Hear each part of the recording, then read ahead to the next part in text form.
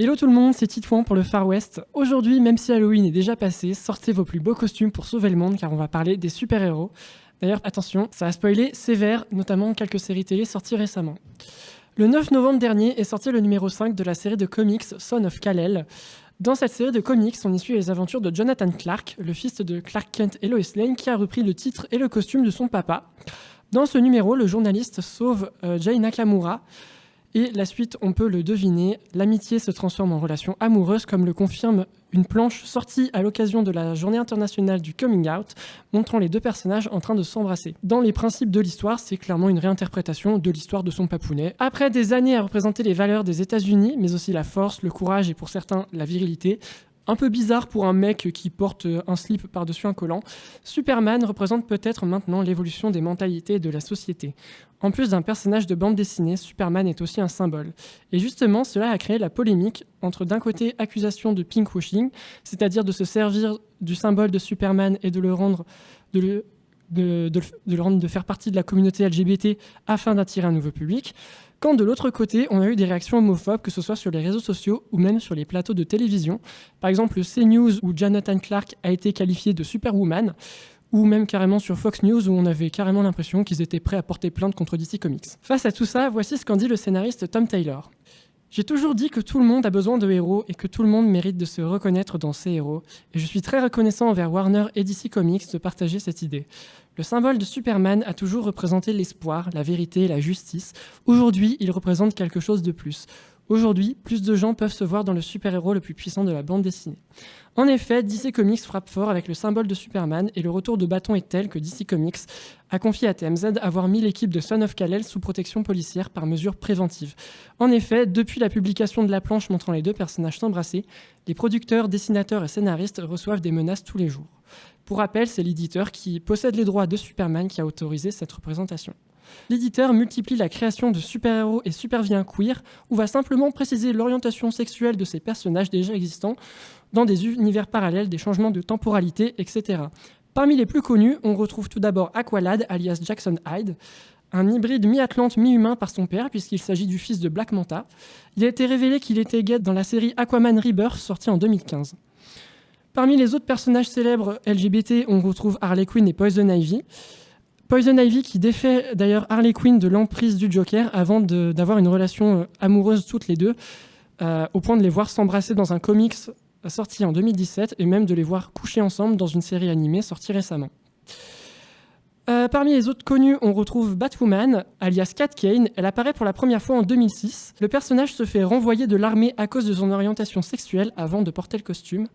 Enfin, on retrouve le premier Green Lantern, Alan Scott, l'un des plus vieux, puisqu'il est sorti en juillet 1940. Il a été un des membres les plus importants de la Justice League of America depuis très longtemps. Suite au reboot des New 52 en 2011, après le Flashpoint, il revient dans la série Terre 2, où il est révélé comme gay et même papa. Enfin, parmi les plus anciens super-héros de chez DC, il y a Extraño, qui est le premier super-héros ouvertement homosexuel, créé en 1988. C'est la version DC du Doctor Strange, ils possèdent tous les deux les mêmes pouvoirs. Sauf que Extraño meurt peu de temps après du sida dont il a été contaminé par son ennemi juré, le vampire Hémogoblin. Il réapparaît en 2016 et cette année aussi, en 2021, dans la collection Pride, où apparaissent aussi à ses côtés le couple Midnighter et Apollo ou encore Poison Ivy. Enfin, pour citer un super-héros trans, on retrouve Coagula, qui est la première super-héroïne trans de chez DC, qui apparaît dans Doom Patrol en 1993. Elle peut changer l'état de la matière quand elle le touche, à savoir liquide ou solide. En août dernier, c'est le Red Robin, alias Tim Drake, qui a fait son coming out bisexuel et il a récemment été annoncé qu'une Amazone de l'île des femmes de Wonder Woman était une femme trans. Après avoir parlé d'ici, il est temps de parler de son concurrent, Marvel, qui n'est pas en reste en termes de représentation, et plusieurs personnages queer sont d'ailleurs déjà apparus dans le Marvel Cinematic Universe et parmi les plus puissants. On commence tout d'abord avec l'un des plus connus et aussi l'un des plus appréciés, autant par le personnage que son interprète, Loki. Loki est le dieu de la malice dans la mythologie nordique et dans les comics Marvel. Il est le fils d'un couple de géants des glaces de Jotunheim, mais est recueilli par Odin, le roi des dieux. Et dans le comics, d'abord, Loki est bisexuel et genderfluid, c'est-à-dire qu'il est amoureux des personnes qui s'identifient aux deux genres et lui-même s'identifie aux deux genres, se sentant parfois plus masculin et parfois plus féminin. C'est d'ailleurs confirmé par Odin qui dit, je cite, en 2014, « Mon fils est ma fille et mon enfant qui est les deux ». Son orientation sexuelle et son identité de genre ont été portées à l'écran en juin dernier dans la série éponyme. En effet, Tom Hiddleston et la réalisatrice elle-même souhaitaient aborder cette facette du personnage. On la retrouve très furtivement avec le personnage de Sylvie, alias Lady Loki, et un échange quand elle lui demande s'il est intéressé par des princesses en devenir ou un autre prince. Il y répond, je cite, « Un peu des deux, je pense que c'est aussi ton cas ». Ce passage court et furtif, donc pourtant important, puisque Loki devient le premier personnage ouvertement queer du Marvel Cinematic Universe, bien qu'il ne soit pas le seul à être apparu à l'écran avant. En effet, on retrouve ainsi Valkyrie, qui apparaît dans Thor Ragnarok, jouée par Tessa Thompson, qui est bisexuelle dans les comics. On retrouve dans les comics toujours America Chavez, alias Miss America, qui est une super-héroïne ouvertement lesbienne venant d'une dimension parallèle. Parmi les personnages déjà apparus à l'écran, on retrouve le X-Men Iceberg, dont la sexualité a été révélée en 2015 par Jean Grey lors d'un voyage dans le futur. Enfin, toujours chez les X-Men, on a le personnage de Vega, créé en 1976, qui est homosexuel et qui se marie en 2012 avec son compagnon. Cela coïncide avec le début des lois sur le mariage pour tous aux États-Unis, et notamment la Californie, qui l'autorise en 2013 avant qu'il ne soit reconnu officiellement par tous les États depuis le 26 juin 2015. Star-Lord, l'un des gardiens de la galaxie, fait lui aussi partie de la communauté queer, puisqu'en 2020, il est annoncé qu'il est bisexuel et même polyamoureux dans un comics sorti fin 2020. Enfin, nous pouvons parler d'Hulkling et Wiccan.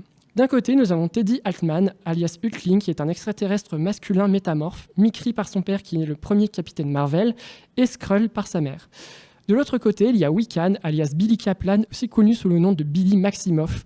Et c'est normal si ce nom vous dit quelque chose, puisqu'il est bien le fils de la sorcière rouge Wanda Maximoff, dont il a hérité des pouvoirs, notamment le fait d'utiliser la magie du chaos, dont est à l'origine les événements de la série WandaVision. Billy apparaît d'ailleurs dans la série et risque de réapparaître, comme nous le laisse supposer la scène post-générique de la fin de la mini-série. Pour en revenir à notre couple, ils sont créés en 2005 par le scénariste Alan Heinberg, qui est ouvertement homosexuel et apparaît dans les comics Young Avengers. Ils finissent par se marier en 2015, soit 15 ans après leur création. Leur création qui coïncidait d'ailleurs avec l'entrée en vigueur d'une loi fédérale au Texas qui interdisait le mariage pour tous, alors qu'au Canada, toujours en 2005, une loi était adoptée autorisant le mariage civil des couples de même sexe. Enfin, pour revenir au MCU, le nouveau Marvel The Eternals, réalisé par Chloé Zhao, introduit le personnage de Phastos, un être cosmique de l'équipe des Éternels, donc, qui est ouvertement homosexuel. Dans un trailer, on apprend même qu'il est marié et même qu'il a même un enfant, une façon assez subtile de représenter l'homoparentalité, ou même plutôt brutale d'ailleurs pour certains. Là encore, l'homophobie est revenue en flèche pour critiquer ce choix et l'esprit woke de Marvel très présent dans ce film, qui d'ailleurs contient énormément d'acteurs issus de différentes nationalités, ainsi qu'une actrice sourde qui communique à l'écran en langue des signes. Pour en revenir à Phastos, désolé pas désolé, mais Phastos est apparu pour la première fois en 1985 dans le comics The Eternals, et on apprend plus tard qu'il est homosexuel dans les comics toujours. Si la réalisatrice a choisi de montrer cette facette du personnage, c'est totalement légitime, puisqu'elle a simplement voulu montrer le personnage tel qu'il est dans les comics. De plus, son rôle n'est pas si secondaire que ça, puisqu'il est la version marvelisée du dieu de la forge grec Héphaïstos, et a donc créé les armes des éternels. Le voir à l'écran comme il est dans les comics, ce n'est que faire preuve de respect envers le personnage et ses créateurs. A noter qu'en Russie, le film est déconseillé aux moins de 16 ans pour propagande homosexuelle, rien qu'à cause de ce personnage. On l'a vu, les super-héros queer ne datent pas de 2021, même s'ils apparaissent de plus en plus ces dernières années et ces derniers temps au cinéma. À cela, il y a peut-être plusieurs raisons. La première, c'est qu'en 2020 devaient être célébrés les 50 ans de la première Pride. La Pride, pour rappel, c'est une commémoration officielle des émeutes de Stonewall qui ont eu lieu en 1969, la première Pride ayant eu lieu à San Francisco en 1970. La deuxième raison, qui est sûrement la plus probable, est que pendant longtemps, le marché du comics s'est effondré avant que le cinéma ne vienne donner un gros coup de pouce relançant l'intérêt pour les super-héros. On peut remercier pour ça la trilogie Batman de Christopher Nolan et surtout le Marvel Cinematic Universe, dont chaque film est un événement, que les critiques soient mauvaises ou excellentes. Le MCU a même changé la façon dont étaient produits les comics et même l'objet en lui-même. Pourtant, même le cinéma a subi énormément de critiques sur la formule. Les super-héros étaient tous pour la plupart des hommes blancs qui sauvaient des filles en détresse ou qui promettaient de revenir après la bataille. On en a pour preuve les principaux, à savoir Captain America avec Peggy Carter, Superman avec Lois Lane et même Iron Man avec Pepper Potts. Bref, un peu de clichés dignes des contes de fées. Or, depuis le mouvement des luttes et les manifestations contre la discrimination ont pris de l'ampleur, l'industrie du comics et sa filiale cinématographique ont dû s'adapter. Ainsi, depuis 2017, on commence à voir de plus en plus de films au cinéma de super-héros dont l'argument marketing se base beaucoup sur l'inclusivité. On a par exemple Black Panther, sorti en 2018, Shang-Chi, qui est sorti cette année, ou encore le Captain Marvel et Wonder Woman, pour citer des héroïnes. Pourtant, dans tout ce bazar, les minorités LGBTQIA+, n'étaient pas du tout présentes. Ensuite, comme on l'a vu, de plus en plus de lois sont adoptées en faveur de la communauté LGBT, que ce soit en termes de droits ou de sécurité en France, avec par exemple l'adoption de la PMA pour toutes récemment, ou encore une loi sur la pénalisation des thérapies de conversion. De plus, la question des LGBT est finalement au centre du débat international, puisque récemment, c'est l'Italie qui a interdit une loi qui visait à pénaliser les violences LGBT-phobes. Enfin, nous vivons dans une société de consommation où les entreprises et les industries ont tous compris que les personnes, qu'elles soient gays, trans, bi, etc., sont des personnes qui restent des consommateurs potentiels. C'est certes un effet un peu pervers, mais on peut se demander si c'est finalement pas un mal, point bien. Pour conclure, les super-héros sont des icônes et des modèles qui sont des versions parfois meilleures de nous et qui même parfois nous ressemblent malgré leurs caractéristiques hors du commun des mortels. Derrière le costume, il y a une personne, derrière le dessin et l'histoire, il y a des dessinateurs et son scénariste qui évoluent dans le monde moderne. De plus, ils doivent s'adapter donc aux nouveaux défis que leur impose ce monde-là, à savoir la représentation. Enfin, les scénaristes et les éditeurs sont des personnes comme nous qui ont elles aussi des opinions et qui elles aussi ont le droit de les exprimer à travers la voie artistique. Enfin, oui, des personnes qui sauvent le monde avec des super pouvoirs en portant des slips par-dessus des collants, ça ne devrait pas être réservé à une seule catégorie de personnes. Pour terminer, mon petit conseil lecture, il s'agit du comics Fusion Man, écrit par David Alphen et illustré par Yasmu Munashinge. On y suit les aventures de Dan, un lycéen qui, après avoir été aspiré dans un volcan, se retrouve avec des super pouvoirs, notamment la capacité de voler, contrôler les flammes et résister à la chaleur. Dans le tome 1, on le retrouve à l'âge de 22 ans où il est un super-héros connu à Paris lorsque son passé refait surface.